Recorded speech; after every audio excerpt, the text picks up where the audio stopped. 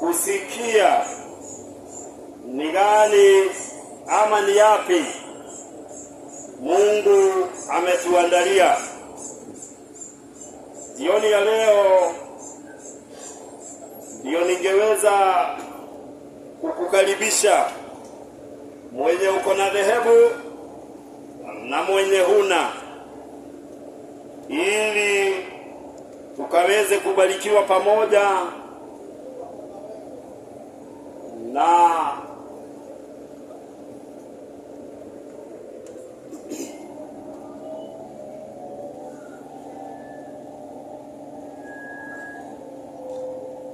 kwa hivyo nawakaribisheni nyote jioni ya leo ili tukaweze kujifundisha kupitia maandiko matakatifu, tuone ni yapi ama ni gani Mungu ametuandalia. Maana Shetani amewekewa moto wa milele pamoja na malaika zake, na kuna watu leo hii watajipata kwa huo moto wa milele, na huo moto wa milele Mungu hakuwa amewekea mwanadamu, bali alikuwa amemwekea Ibilisi na malaika zake. Kwa hivyo jioni ya leo naweza kukueleza kwamba uweze kukaribia ili tuisikie maandiko, tupegue kwenye maandiko, tuone iko nini. Maana leo hii watu wamekataa kusoma Biblia, bali wametaka kuimba nyimbo. Yaani siku hizi watu ni mkatiko tu kwenye nyumba za ibada. Lakini hapa itakuwa tofauti, na itakuwa tofauti kabisa. Yesu wakati alikuwa hapa duniani,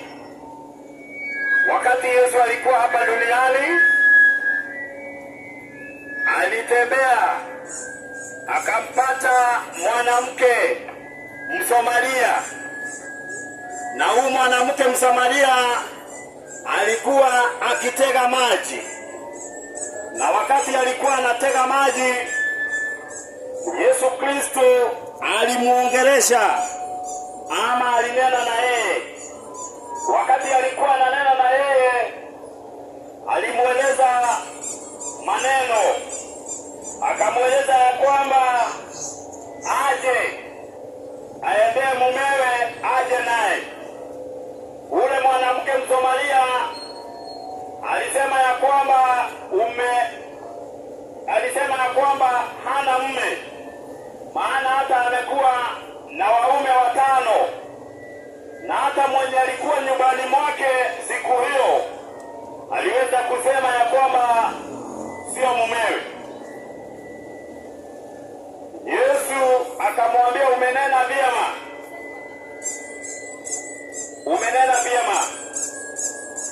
Ule mwanamke Msamaria alikimbia akaenda kuwaita watu ili waone mtu ambaye amemweleza mambo ya kweli, tena mambo ambayo alikuwa anayatenda. Leo hii na mimi vile nilivyohubiriwa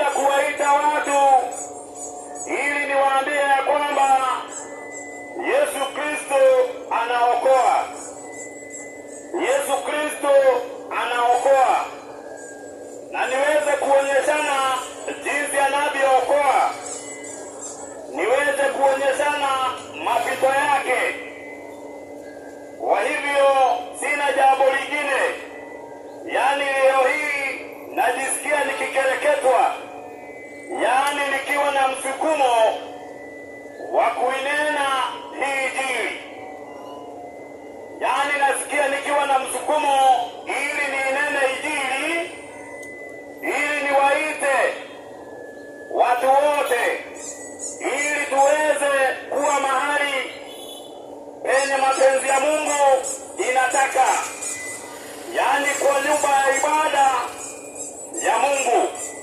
Maana ibada, kuna ibada nyingi. Kuna ibada za kutungwa hapa duniani na kuna ibada ya Mungu ya kweli. Kwa hivyo leo hii wewe unayenisikiliza, na kuambia kwamba uweze kutega masikio ili tukayasikie maneno ambayo Mungu atatujalia tuyasikie. Na leo hii na jioni ya leo, kama utaumia, itabidi uumie, maana kweli ya Biblia, mtu ukaongea ukweli, ukweli itabaki kuwa ukweli na itauma. Itabaki kuwa ukweli na tena inauma. Kwa hivyo jioni ya leo na kualika kwa mkutano huu wa Injili ili tusikie ni yapi ama ni maneno gani Mungu ataweza kutunenesha.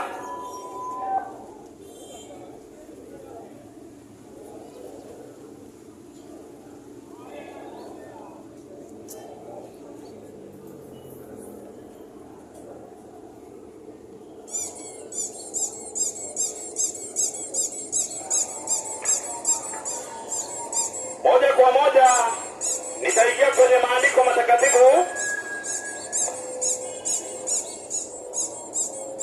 Nitaingia kwenye maandiko matakatifu katika kitabu cha Amos. Amosi ni 8 mstari wake wa 11. Mstari wake wa 11, maandiko matakatifu yanasema, angalia siku zinakuja, asema Bwana Mungu, ambazo nitaleta jaa katika nchi, na sio jaa ya kukosa chakula wala kiu ya kukosa maji, bali ya kukosa kuyasikia maneno ya Bwana. Maandiko matakatifu, Mungu alinena na nabii wake akasema ya kwamba iko siku ambao kutakuwa na jaa na kutakuwa na kiu, na sio kiu ya kukosa maji au jaa ya kukosa chakula,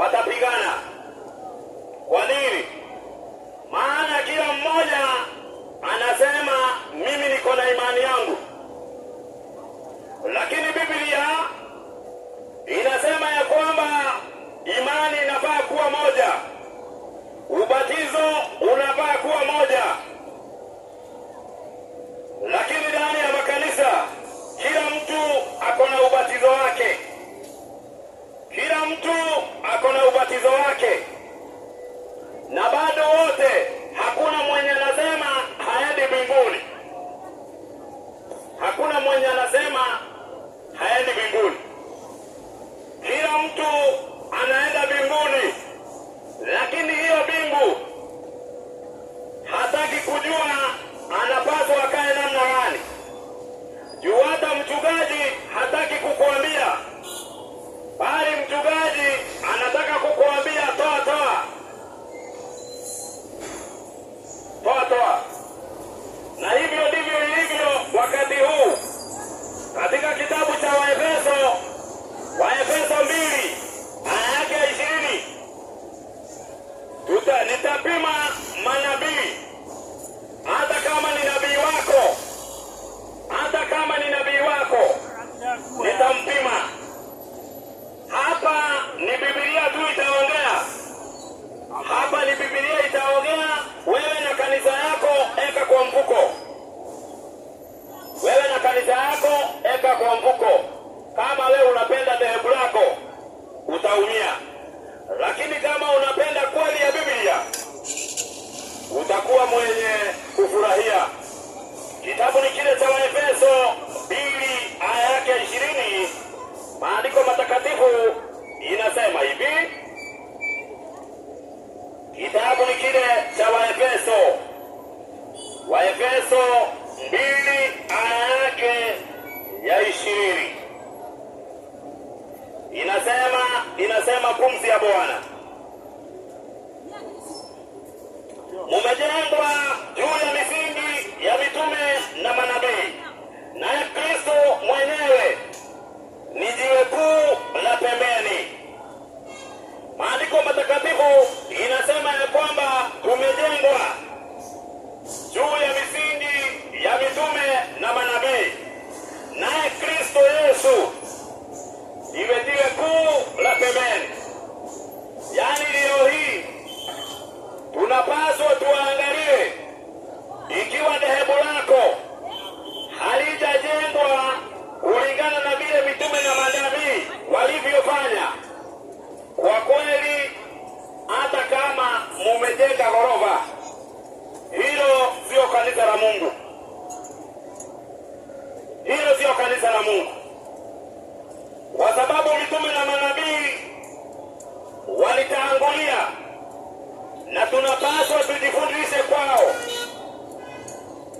Maana hata Musa alikuwa kanisani huko jangwani. Kitabu ni kile cha Matendo ya Mitume 7 aya yake ya 38.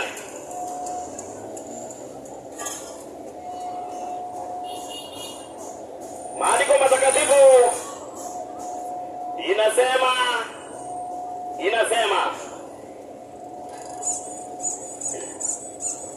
inasema hivi. Inasema hivi, yeye ndiye aliyekuwa katika kanisa jangwani pamoja na yule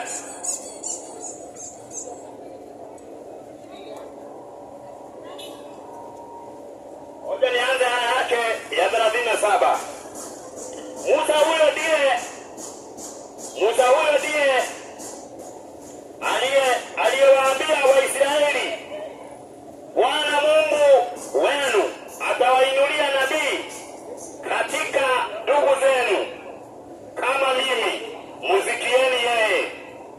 Yeye ndiye aliyekuwa katika kanisa jangwani pamoja na yule malaika aliyesema naye katika mlima Sinai, tena pamoja na baba zetu, ndio aliyewapokea maneno ya uzima. Maandiko matakatifu inasema Musa alikuwa katika kanisa jangwani. Musa alikuwa katika kanisa jangwani. Lakini leo hii utapata Waislamu wakisema ya kwamba ati Musa ni nabii wao na tena alikuwa Muislamu. Na maandiko matakatifu nayo Biblia inasema ya kwamba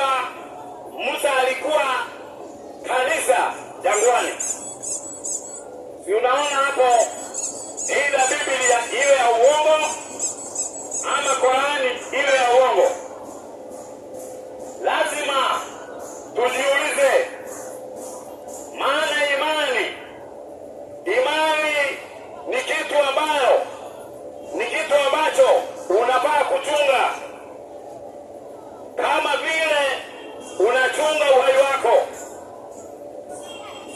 Nayo imani unafaa uilinde, maana mitume na manabii waliuliwa wakiitetea kweli ya Mungu, na Mungu akawa na wao. Lakini leo hii watu hawafanyi hivyo. Kila mtu anafungua kanisa, na mitume hawakufungua wote 12, hawakufungua kila mmoja akafungua dhehebu lake, hakuna. Lakini leo hii wahubiri wanapeleka watu mbinguni na bado hawaelewani.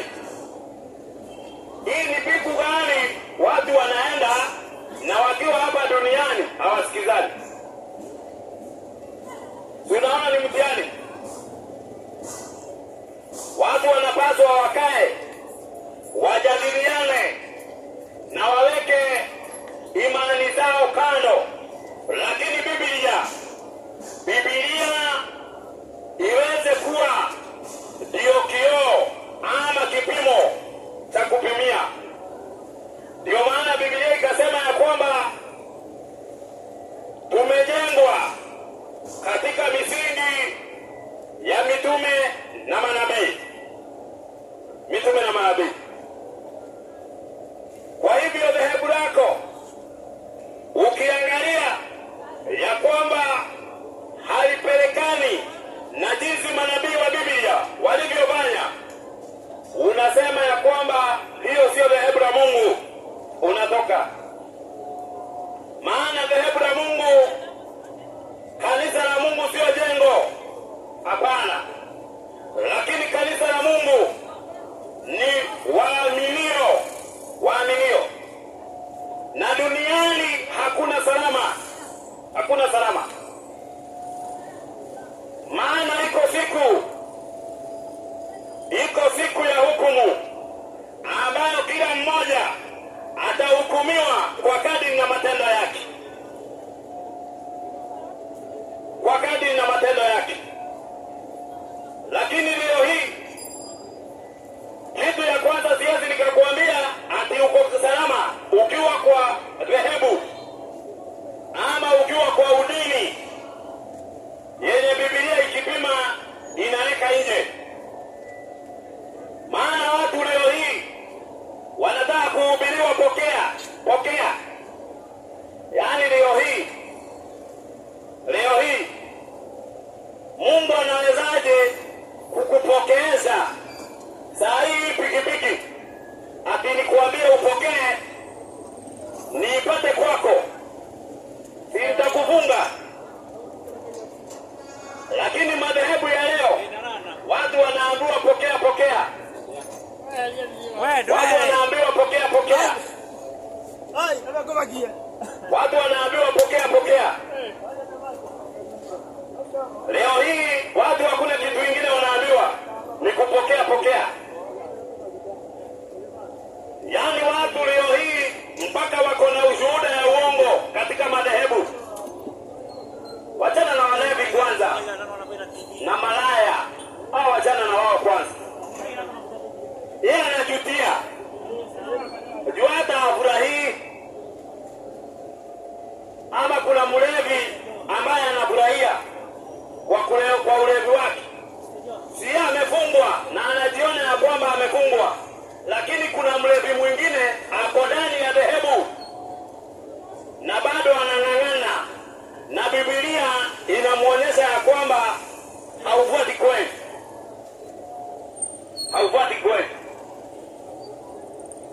Sasa uniambia ati nihubiri Yesu. Yesu anahubiriwa na formula gani? Wewe si uhubiri huyo Yesu mwenye anahubiriwa wanawake wamevalia uchi na bado wako kwa madhehebu. Alafu unaniambia nihubiri Yesu. Lazima nikuambie, kama uko kwa msikiti, ibada ya msikitini Biblia na Mungu haijui. nikwambie ya kwamba kama uko na Mungu wa utatu, Biblia na Mungu hasikubaliani na wewe. Kama unaenda nyumba ya ibada ama kufanya ibada siku ya kwanza ya juma ambayo ni Sunday, Biblia na Mungu hasikubaliani na wewe. Lazima nikuambie, ima uko huko, ima wewe ni kiongozi wa nchi, ama kiongozi hata kama wewe ni chief, ima ukue askari. Maana Biblia hakuna mtu inaogopa. Biblia haiogopi cheo chako. Ama ati umeenda biolojia ukasoma ukakuwa wewe mwerevu kuliko Mungu, ama ukawa leo ati uko kiongozi unaongoza mpaka Mungu. Thubutu, wana vile Biblia itakushughulikia. Watu leo kwa makanisa wanatoa ushuhuda wa uongo. Kwanza wanawake, nilikuwa sina kazi nikapanda mbegu ya 310 ya kanyai nikapata kazi. Ulitoa wapi hiyo 310 na huku wa kazi? Unaona hata wewe mwenyewe ujielewi. Maana huku wa kazi si ungekula kwanza? Ulikuwa na shida gani? Unaenda kuomba na uko na 300 ya kupanda mbegu.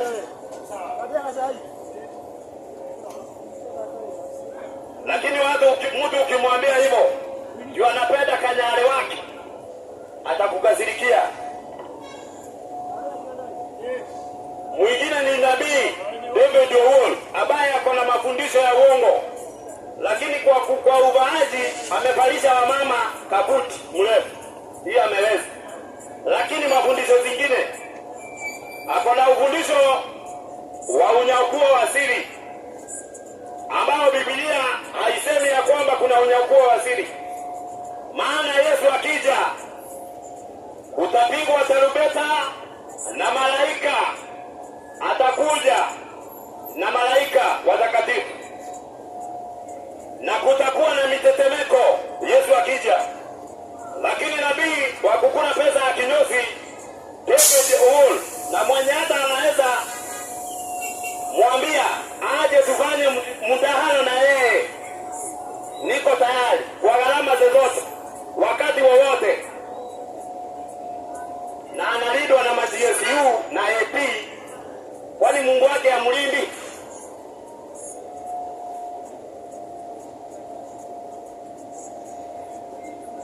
Anafundisha ya kwamba kuna unyakuo wa siri, secret rapture, na ni uongo.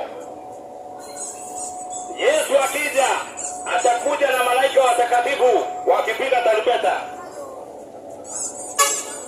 na wenye watakuwa uhai watamuona. Lakini yeye anafundisha ya kwamba utakuwa unaenda police station kutangaza fulani wako amepotea, kumbe Yesu kamchukua. Uongo. Biblia takatifu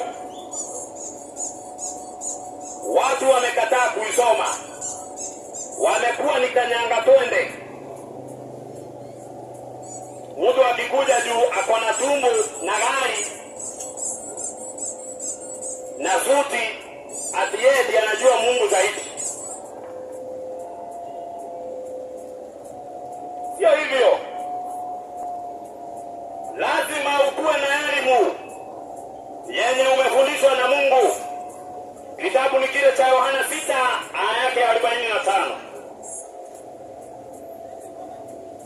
Kwa makanisa siku hizi ni the Bible says. Biblia inasema, Biblia hakuna usomi. Ndio kuna Biblia hakuna, iko na wachungaji. Mimi naitanga Biblia hakuna.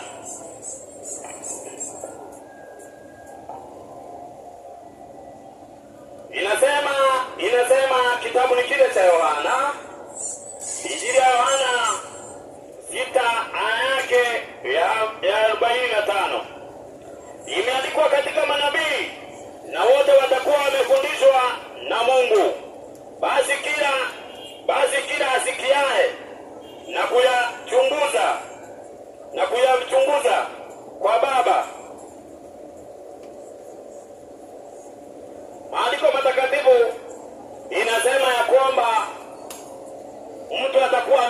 wamefundishwa, wote watakuwa wamefundishwa na Mungu.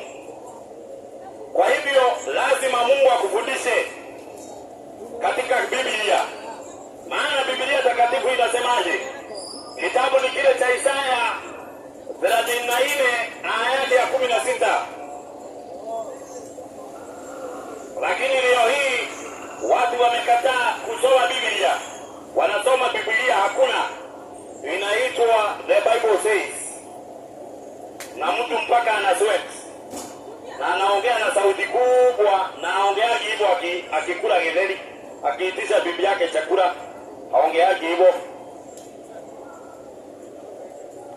Inasema hivi maandiko matakatifu, tafuteni katika kitabu cha Bwana mkasome, hapana katika haya wote atakaye kosa kuwapo, hapana mmoja atakaye mkosa mwenzake. Kwa maana kinywa changu kimeamuru na roho yangu imewakusanya.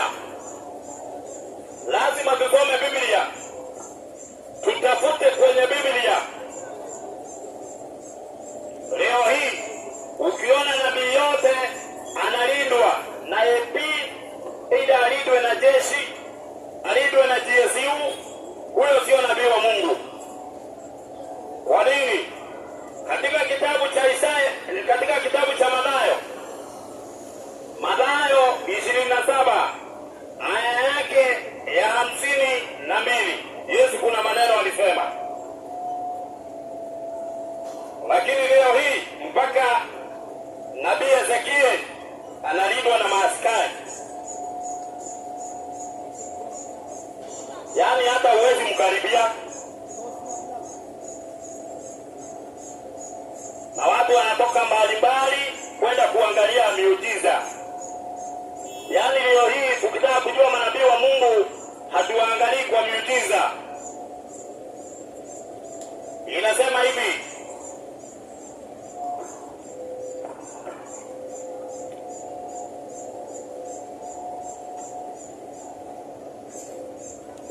na sita aya yake ya 52.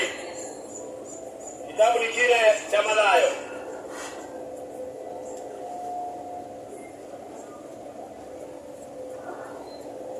Inasema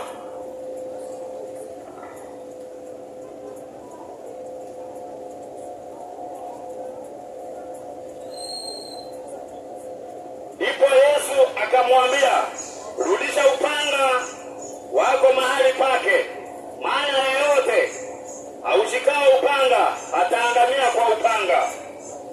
Ama wadhani ya kuwa mimi siwezi kumsihi Baba yangu, naye ataniletea sasa hivi zaidi ya majeshi 12 ya malaika?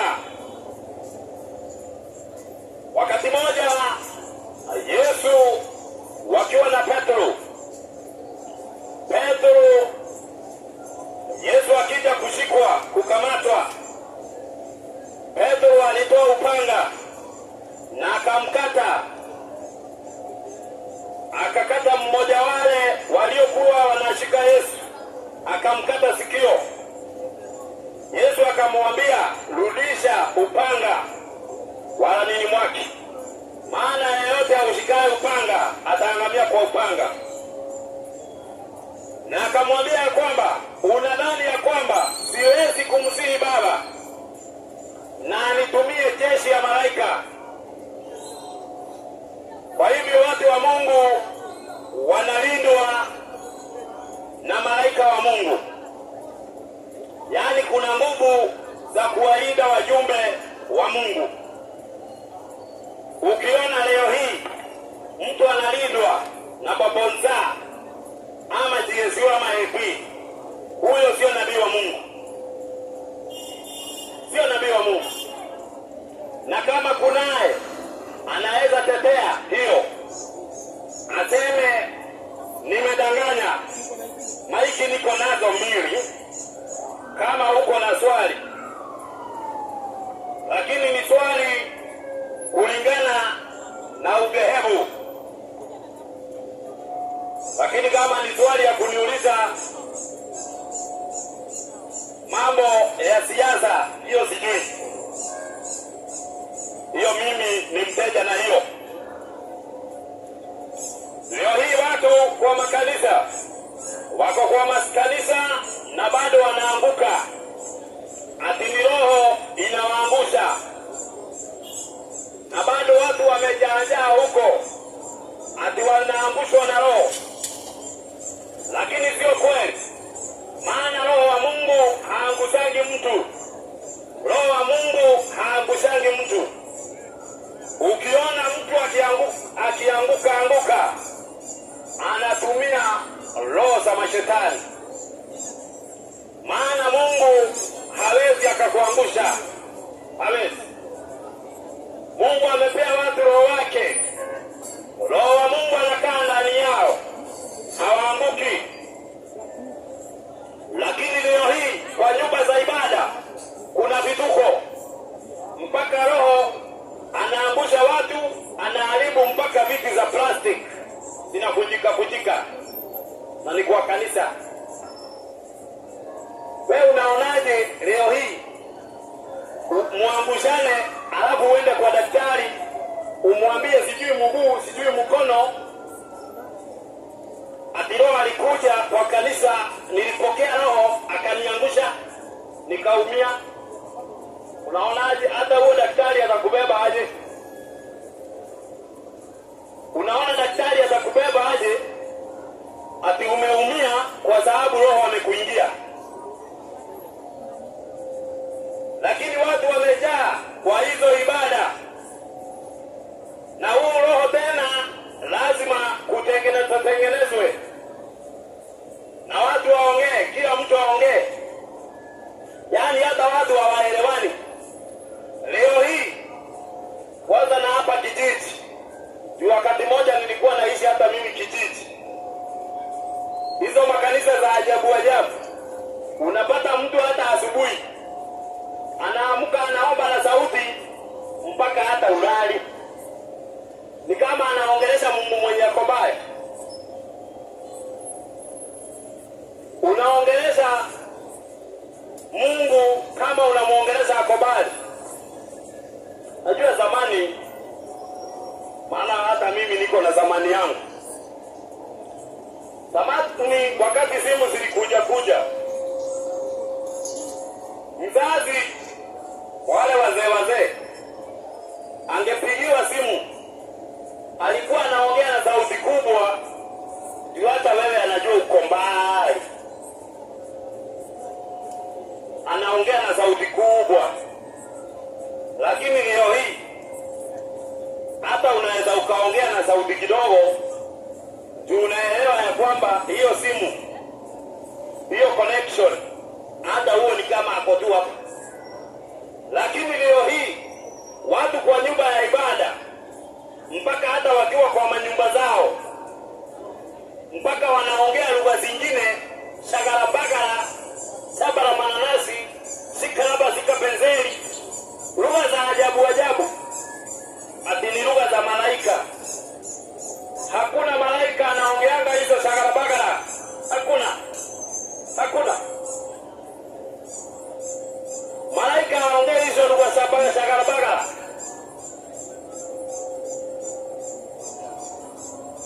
Yaani lugha yenye hata haiko chini ya jua. Iko na faida gani? Na Mungu hakuna lugha hajui. Siongee lugha yenye iko chini ya jua. Mitume na manabii waliongea lugha zenye zilikuwa chini ya jua. Hawakuongea shaba la mananasi, sikarababa, poposa, lugha za ajabu ambazo ziko kwa dini wakati huu. Na watu wamebatizwa, watu wanakula Pasaka, lakini wanadhani ya kwamba ati wako salama. Lakini hawako salama.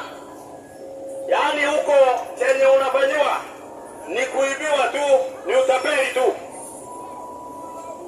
Ama leo hii unadhani ukiwa kwa Kanyari, ukiwa kwa David Ouru, ukiwa kwa Ezekiel, unadhani ni salama gani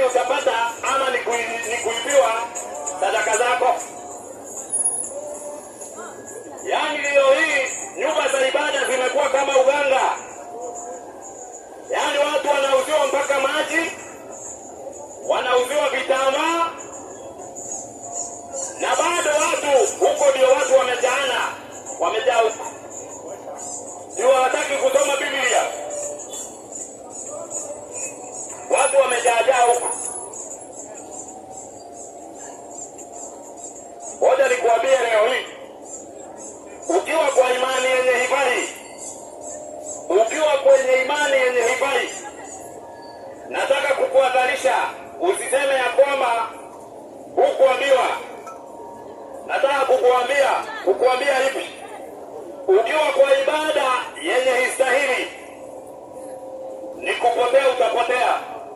Hata heri ukule unone uweze jehanamu ukiwa umenona, kuliko uingie jehanamu ukiwa umekonda na bado ufuatane na mchungaji wako. Na kwani leo hii wachungaji bado wamekaa na hizo makanisa, bado natangaza nikisema huko ni watu wa Mungu wako huko, lakini hata viongozi wao hawajampokea huyo Mungu. Kwa sababu gani? Leo hii huwezi ukaniambia nikupokeeze roho ikuangushe, na manabii wa zamani hakuna aliyeangushwa na roho, hakuna. Na niko na ushahidi ya kwamba manabii wa zamani walipokea roho, lakini hawakupokea roho akaanguka. Walinena kwa dimi, lakini walinena kwa lugha zenye zilikuwa chini ya jua. Si ati ya kwamba walinena shika la baba saba la mananasi. Lakini leo hii madhehebu wako na roho ambaye ni roho ya shetani mwenye anawaangusha. Na kama wewe dhehebu lako na hata unajua mchungaji wako ya kwamba unapokeanga roho munaanguka, niko hapa, mpigie simu umwambie. Una mtu anatupigia kelele akisema ya kwamba roho haangushaji watu, aje na akuje na Biblia yake. Huenda Biblia yenye niko nayo inasema vingine, aje na hiyo yake. Na maiki niko nazo, niko na mbili. Yaani tuongee kieleweki. Siwezi nikajipanga hivyo na nikatoka mzima nikiwa sina akili timamu, na tena nikasimama hivyo na ni challenge kama sijui chenye nasema. Na kwa nini uone nimekosea na usinikosoe? Wacha kwenda katika hizo madhehebu. Leo hii kwa madhehebu mpaka wengine wako mpaka na bendera, na wengine mpaka wanajiita army, wanajiita brigadia. Na hizo bendera Mungu amekataza katika Biblia mambo ya bendera. Lakini jeshi la wokovu leo hii mpaka hata utadhani ni kama wanatrain jeshi. Utadhani wanatrain jeshi. Hop. Wanaongea kama vile wanajeshi na maaskari wanaenda kutrainiwa. Wako na mabendera. Na katika kitabu cha Yeremia 4 aya yake ya 21 na nitasoma, inasema nione bendera hata lini. Na leo hii kuna madhehebu ziko na bendera. Kwani ni Biblia gani hiyo inasomangwa?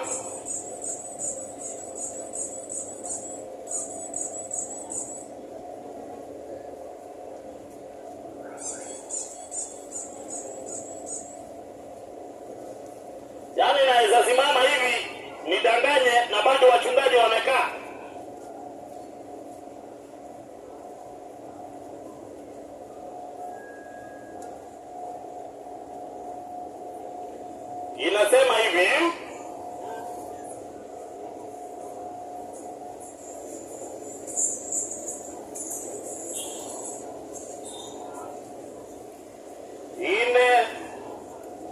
kitabu cha Yeremia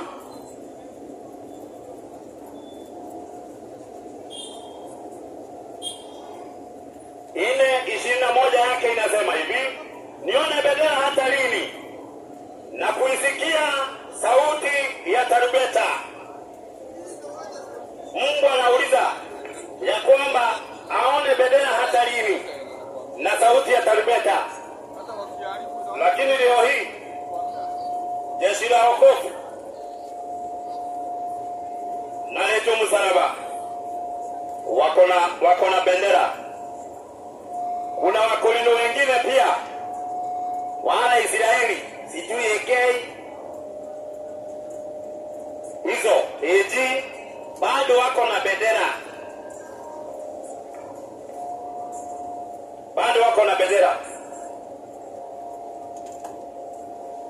wengine mpaka wako na vitengo ami kuregedia.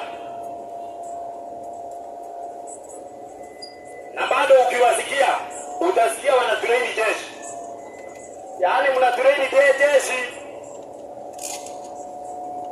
ifanye kazi gani katika udhehebu? Maana wanajeshi wa nchi wanalinda ili wapigane na adui. Sasa nini na mumeokoka, mnajifundisha kama wanajeshi mpigane na adui mgani? Hiyo itabidi mjibu, na kama hamutajibu mnyamaze milele.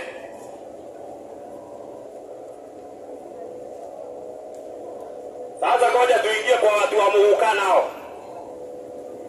Juu hata Muhuka sio chakula.